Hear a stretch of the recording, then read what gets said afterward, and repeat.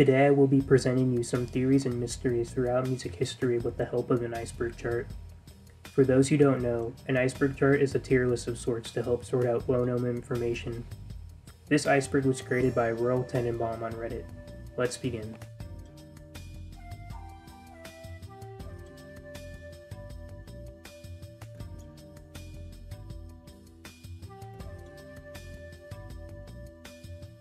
Backmasking refers to reversing the audio of a song.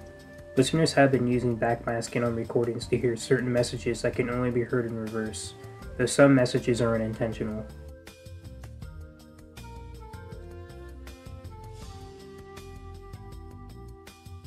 Elvis Presley died of natural causes at the age of 42 on August 16, 1977, but some believe that he faked his own death for a number of reasons.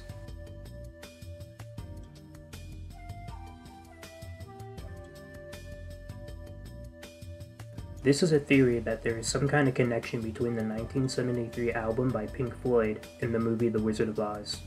While playing the album alongside the film, observers have found some synchronicities. Members of the band have denied these claims.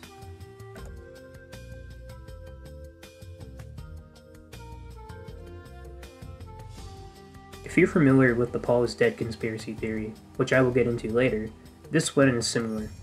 This theory states that Levine had died by suicide after becoming depressed in 2002. She was then replaced by a lookalike named Melissa. Avril herself has been made aware of this theory and has disputed it.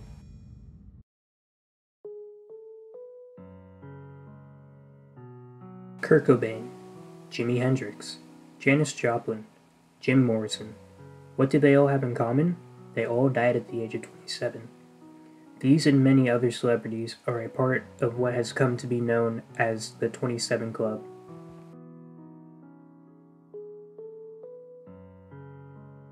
This is a legend that Robert Johnson met up with the devil at a crossroads.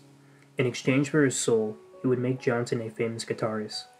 This is similar to the story Faust, a German legend where a man meets the devil at a crossroads who gives him unlimited knowledge in exchange for his soul.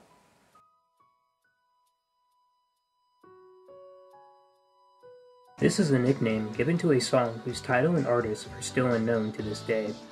It was recorded off German radio sometime in the 80s. Hopefully one day we can get more information.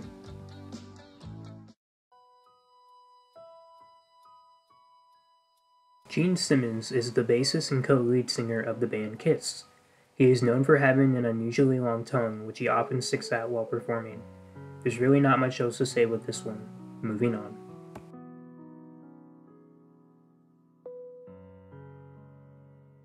This is a theory that Manson had one of his ribs removed so he could blow himself.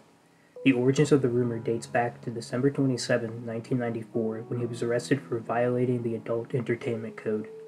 Cops believe he was performing oral sex on a man on stage, but it turned out to be Jessica Adams wearing a prosthetic penis. Manson has denied these claims. And now we get to the most popular conspiracy theory. Paul is dead. I'm going to be very brief on this one because it's pretty big. It goes that Paul McCartney was killed in a car crash in 1966. He was then replaced by a lookalike named William Shears. The Beatles left many clues to this theory in songs and album covers.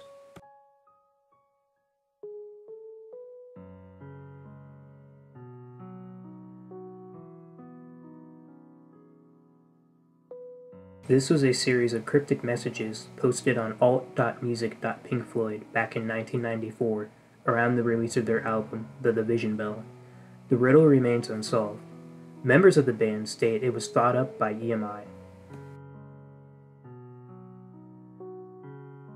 In 2007, guitarist of the Rolling Stones Keith Richards stated that he snorted the ashes of his father. According to Richards' manager, this was a joke. He actually scattered his dad's ashes among an oak tree.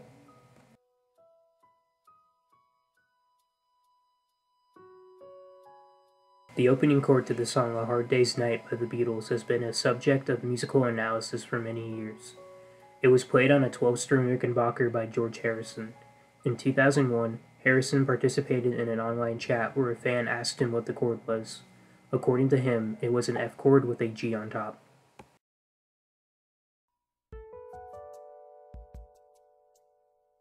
Tupac Shakur and Biggie Smalls were both famous rappers who were victims of separate drive-by shootings, later dying from them. The perpetrators in these incidents are still unknown to this day.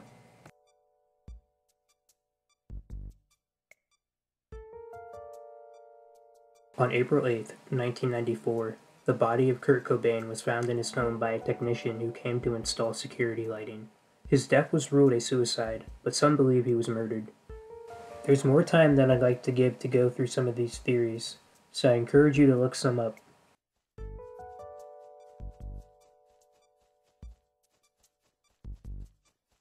On July 3, 1971, Jim Morrison was found dead in a bathtub in Paris.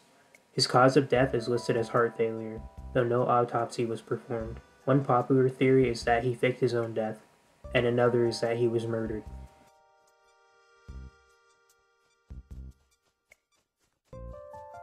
This is an album by Green Day. In 2003, the master tapes were stolen before it could be completed. Instead of re-recording everything, the band decided to move on and make a new album, which would become American Idiot. The title track has been played live, and another song, Too Much Too Soon, was the B-side for the American Idiot single. During an interview in 2016, band members Billy Joe Armstrong and Mike Dirnt revealed that they had the master tapes in their possession.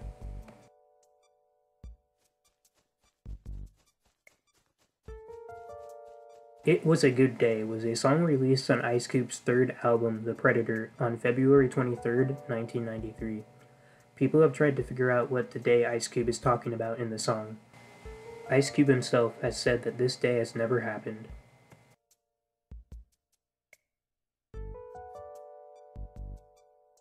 This was a song recorded in 1979 by a group called B.A. It charted on the Billboard, bubbling under the Hot 100 for 3 weeks. For quite some time, the song could not be found, and was considered a phantom record. Finally, someone got in touch with one of the artists from the group, who gave them a copy of the song. It was played on the radio on July 8, 2016.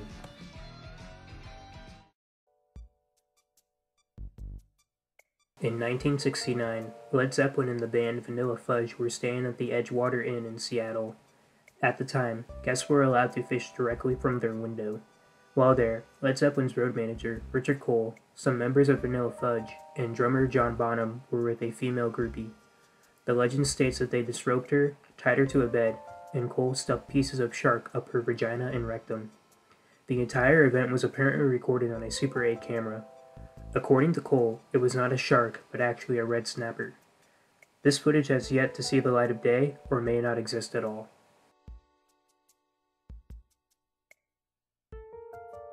In 1972, Carly Simon released the song You're So Vain on the album No Secrets. For years, many people have been trying to figure out who the song is about. From what we know in interviews, it is a man, and the name consists of the letters A, E, and an R.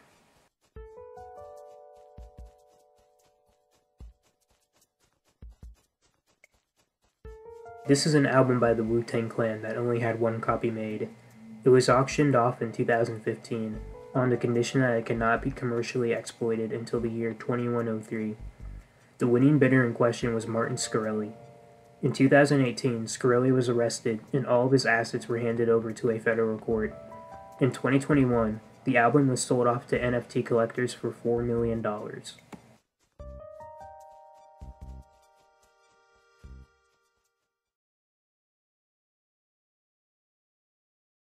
In the song Love Roller Coaster by the Ohio Players, an audible scream can be heard in one part of the song.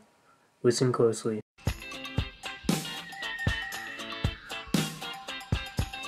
It belongs to keyboardist Billy Beck. However, there is a legend that it was actually the scream of a girl being murdered. On the album cover, Honey, for which the song appears on, a woman is seen being slathered in honey. Another theory states that the photo was being taken in the room where the band was recording, and the honey was so hot that it burned her and she screamed. These theories have been disputed.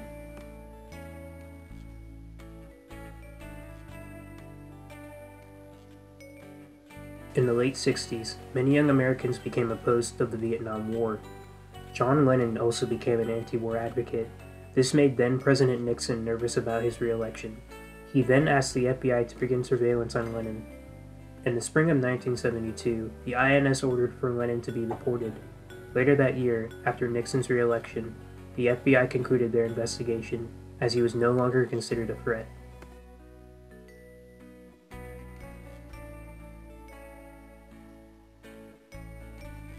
This is a short film by Marilyn Manson from the late 90s.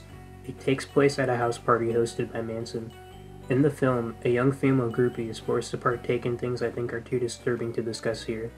Besides Manson, only comedian Andy Dick and his manager have seen the film, who advised him not to release it as it could end his career. Only the portion of the film has seen the light of day. A small part of it was put on the end of Manson's live video, Dead to the World. The woman in the video is thought to be Paula Weiss.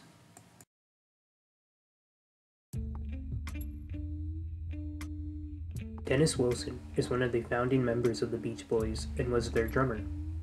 In April of 1968, Wilson picked up some members of the Manson family and took them back to his house. They told him about Charles Manson. Later that night, when Wilson returned home from a recording session, he found Manson standing in his driveway. The two struck up a friendship, and for the next few months, several women of the Manson family stayed at Wilson's house. He spent nearly $100,000 on them, most of this going to clothes, food, and medicine to treat their gonorrhea. Wilson would eventually move out of the house and live with his friend Greg Jacobson in his basement. The family had stolen many of Wilson's possessions. In November 1969, Charles Manson was arrested for the murders he and his family committed. Wilson claimed to have received several death threats from the family over the phone. This is probably the most interesting entry on this list to me.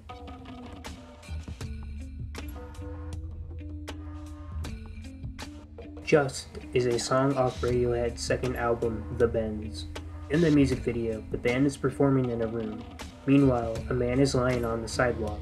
This attracts the attention of other bystanders who want to know what he is doing on the ground. The man then explains. The entire conversation is subtitled, however, they stop at this point. The video ends with a shot of the whole crowd lying down next to the man.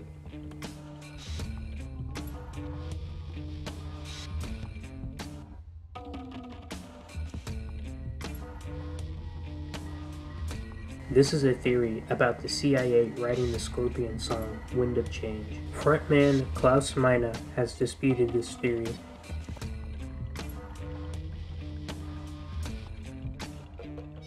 In July of 1812, Beethoven wrote an unsent letter to an unknown recipient known as the Immortal Beloved. Scholars have been unable to come to an agreement on who the letter was intended for. Two possibilities are Josephine Brunswick and Antoine Brentano. NWA, or Niggas with Attitude, was a hip-hop group formed in 1987. One of their biggest hits, F the Police, was released in 1988. A year later, Milt Ulrich from the FBI sent a letter to the record label about how he felt the song represented law enforcement. According to their manager, Jerry Heller, Ulrich was not with the FBI at all. On the evening of December 3rd, 1976, 7 men raided Bob Marley's home. His wife Rita was shot in the head. His manager Don Taylor was shot in the legs and torso. Marley was shot in the chest and arm. Luckily, all 3 of them survived the attack, and he was able to play in a concert 2 days later.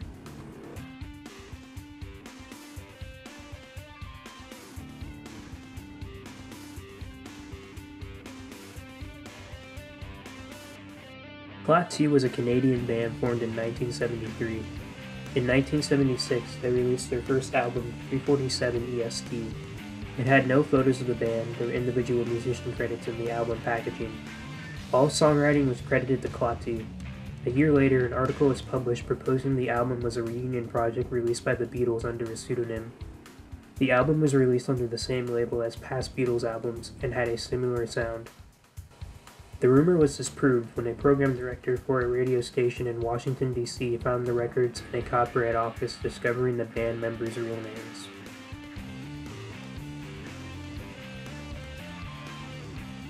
Sam Cooke was a singer known for her hits like Wonderful World. On December 11, 1964, Cooke had met a young woman named Elisa Bower. She demanded he drive her home. but instead he drove her to a motel where he forced her to have sex with him. She was able to escape and ran to manager Bertha Franklin's office for help. Cook went to the door demanding where the girl was. Franklin said she was not there, and Cook entered the room. The two got into a fight and fell on the floor.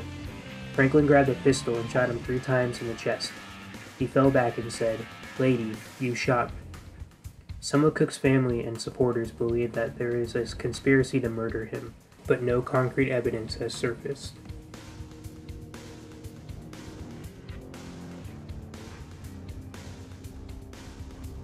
Symphony No. 8 was the final major composition by composer Jean Sibelius that went unpublished. During his life, he refused to release it and apparently burned the score and other associated material. In the 90s, some of his manuscripts relating to the symphony were found. Some musicologists have speculated if more pieces can be found, the work could be recreated in whole.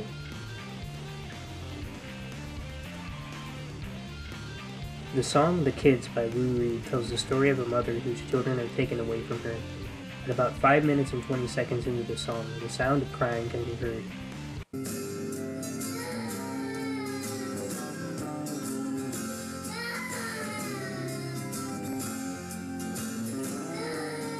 Bob Ezrin, the producer of the album, used the sounds of his own children for the song. Urban legend states that he told them their mother died to elicit a reaction, but this has been disputed.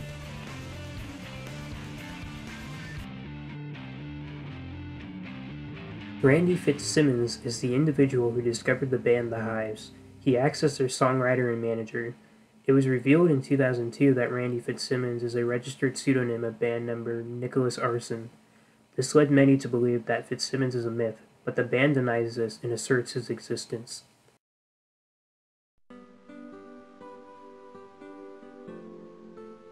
Q Lazarus is a retired singer who is known for her song Goodbye Horses, which was featured in the movie Silence of the Lambs. Not much else is known about her identity or her private life, but in 2018 it was discovered she works as a bus driver in Staten Island.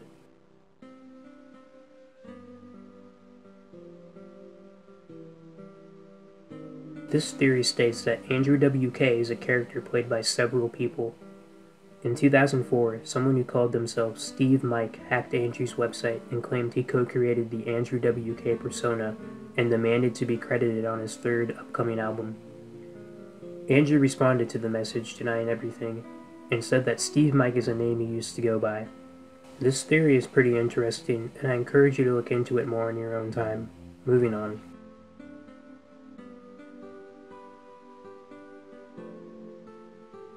Bobby Fuller was a guitarist whose band, the Bobby Fuller 4, is well known for their cover of I Fought the Law, which was also covered by The Clash. He was found dead in his car outside his apartment. His death still remains a mystery to this day.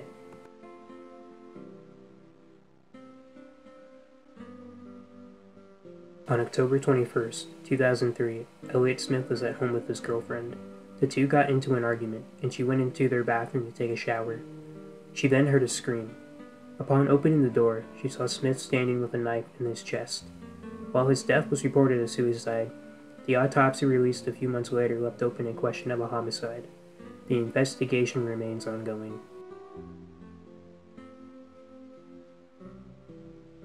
Louie Louie is a song that has been recorded several times. The most popular version was recorded in 1963 by the Kingsmen. It is known for its incoherent vocals sung by lead singer Jack Ely. In 1964, a concerned parent wrote a letter to Robert F. Kennedy about the song's supposedly obscene lyrics. The FBI then underwent an investigation. They concluded the lyrics could not be obscene, as they could not be interpreted.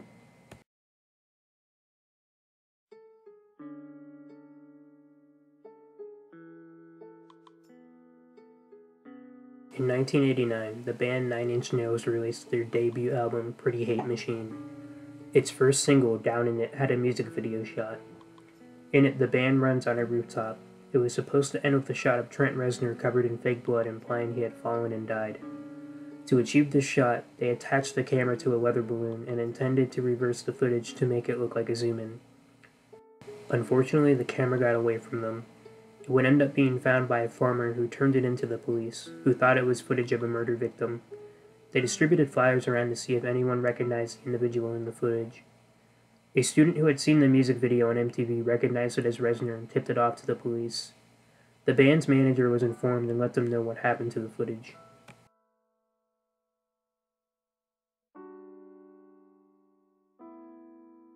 Richie Edwards was the rhythm guitarist for the rock band Manic Street Preachers. He was last seen leaving the Embassy Hotel in West London on January 31st, 1995. The band were scheduled to fly to America for interviews, but he drove past the airport and headed for his home in Cardiff.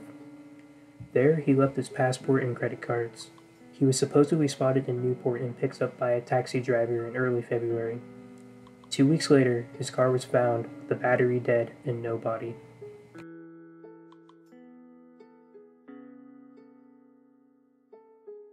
Graham Parsons was a musician and songwriter who died from an overdose of morphine and alcohol on September 19, 1973. Parsons stated he wanted his body cremated at Joshua Tree. To fulfill his wishes, two friends of his stole his body from the Los Angeles airport and drove it to Joshua Tree in a hearse. The two were arrested a few days later and were fined $750 for stealing the coffin Parsons was in. We all need friends willing to go the extra mile like these guys did. The Peanut Duck is a song released in 1965 recorded by an unknown artist at the Virtue Sound Studio in Philadelphia. The track was never officially released, and a disc was found by a British DJ in the 80s. He credited the song to Marsha Gee. The song would get released in a compilation album, Girl Group Sounds, One Kiss Can Lead to Another. In the liner notes for Peanut Duck, it states that Marsha Gee was not the singer.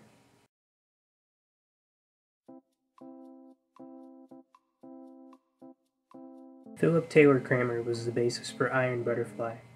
On February 12, 1995, he was on the way to the airport to pick up a business associate and his wife. During the drive, he called his wife to say there was a change in plans and that they all were supposed to meet at a hotel. He then waited 45 minutes at the airport. He had made several phone calls to his wife, bandmate Ron Bushy, and the police. In one call, he stated he was going to kill himself. Kramer was never heard from again until his car and skeletal remains were found on May 29, 1999.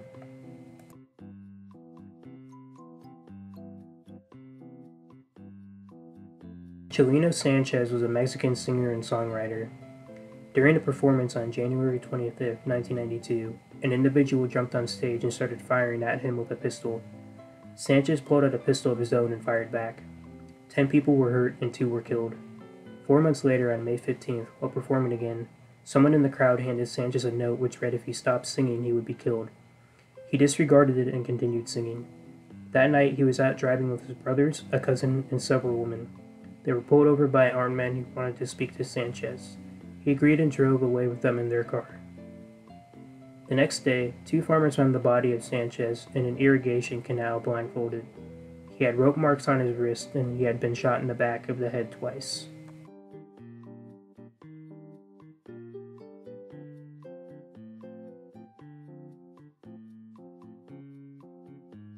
Jim Sullivan was a singer-songwriter and guitarist who released 2 albums. On March 4, 1975, he left Los Angeles to drive to Nashville in a Volkswagen Beetle. 2 days later, he was spotted at a ranch in New Mexico. His car was later found, abandoned, containing money, clothes, a guitar, and unsold records. He was never seen again.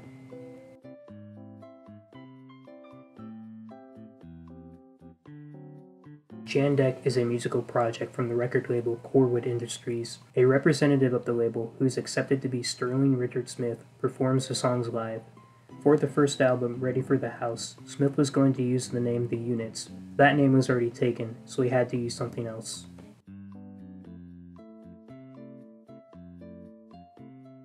Elizabeth Eaton Converse, known professionally as Connie Converse, was a singer-songwriter active in New York in the 1950s. By 1973, Converse had grown depressed. She traveled to places like Europe and Alaska, but this did not seem to help her mood. The following year, a few days after her birthday, she packed her belongings in a Volkswagen Beetle and drove away. The events of her life after this remain unknown. Her brother Philip believes she may have taken her own life.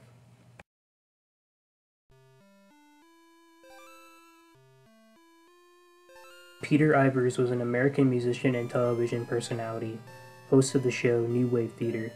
On May 3, 1983, Ivers was found bludgeoned to death in his apartment.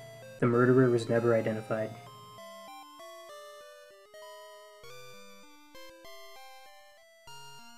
The final layer of this iceberg are all theories. Let's get into them.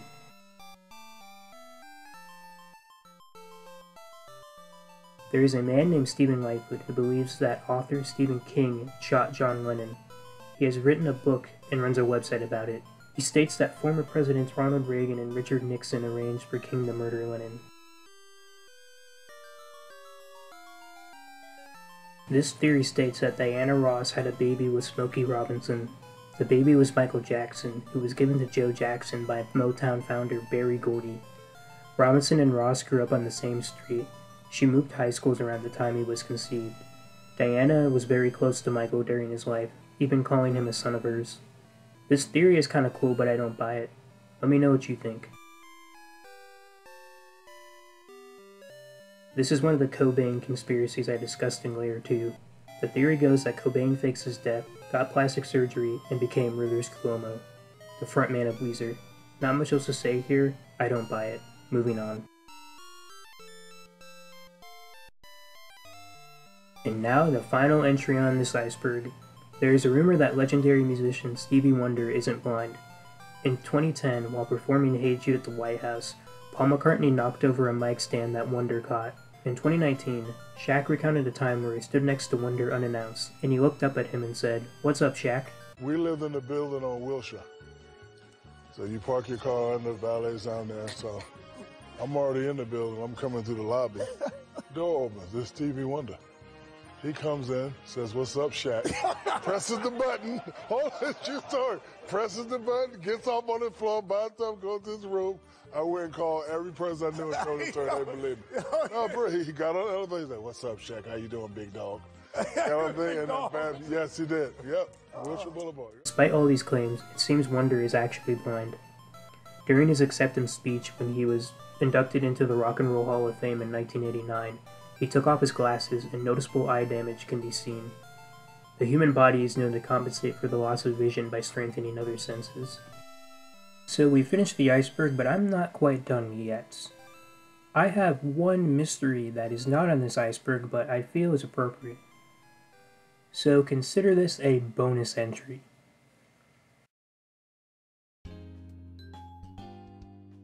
A Day in the Life is the final song off the Beatles album Sgt. Pepper's. Right before the verse, some freeform singing can be heard. Here is that track isolated.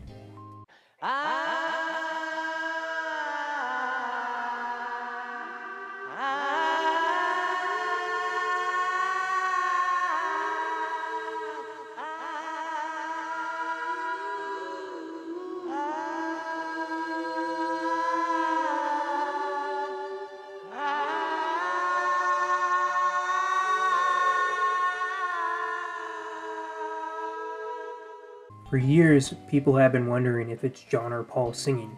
I personally believe it's John. Giles Martin, son of Beatles producer George Martin, has said on his Twitter that it's John with Paul doing backups. Listening to that track isolated, I do hear two people. Let me know what you think. Hey everybody, thanks so much for making it to the end of this video. I hope you enjoyed it and it was entertaining. I had a lot of fun making this iceberg. There are a lot of theories on it, so please let me know your opinions on some of the theories we talked about. I still think the craziest entry on this iceberg is the Dennis Wilson, Charles Manson one. That is just crazy how, like, he was living with, like, Charles Manson. And, as for Connie Converse, you know, whatever ended up happening to her, I hope, like, she found, like, some peace through her depression. But yeah, that's really all I have to say. Thanks again to Royale Tenenbaum for making this iceberg. Go check out some of their other work on their subreddit or on their Reddit. And yeah, I will see you guys in the next one. See ya.